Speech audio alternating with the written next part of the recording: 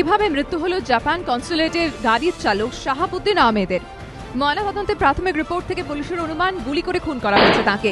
কিন্তু কেন খুন, কারা খুনি, তদন্তে গোয়েন্দারা। তদন্তে নেমে পুলিশ উদ্ধার করেছে ঘটনাস্থলে আশেপাশের বেশ কয়েকটি বহুতলে সিসিটিভি ফুটেজ খুবই ঝাপসা হলেও দেখা যাচ্ছে দ্রুত হেঁটে যাচ্ছেন তিন ব্যক্তি। রাত 11:57 এই ফটোতে তাঁদের দৌড়তেও দেখা যাচ্ছে।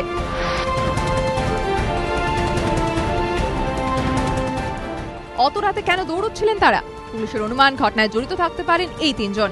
তাদের পরিচয় জানতে জিজ্ঞাসাবাদ করা হচ্ছে বহুতলগুলি নিরাপত্তা রক্ষীদের। মার্ডার হয়েছে ওর, আর মাথাতে গুলি লেগেছে।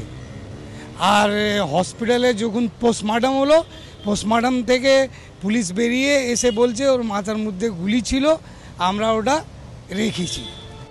পুলিশ সূত্রে খবর, জাপান কনসুলেটের গাড়ি চালাতেন বালিগঞ্জের আহিরি পুকুর ফার্স্ট লেনের বাসিন্দা শাহাবুদ্দিন আহমেদ।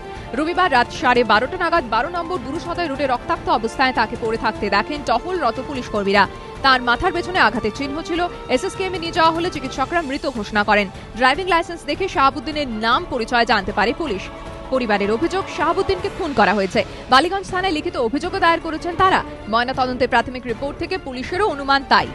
মৃতের মাথার মধ্যে থেকে উদ্ধার হয়েছে একটি বুলেট, সেই বুলেটটি পরীক্ষা করা হচ্ছে।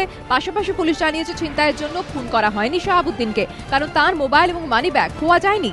বুলেট পরীক্ষা করার পাশাপাশি শাহাবুদ্দিনের মোবাইলে কল লিস্টও পরীক্ষা করে দেখছে পুলিশ। প্রকাশ সিংহ রিপোর্ট, এবিপি আনন্দ, কলকাতা।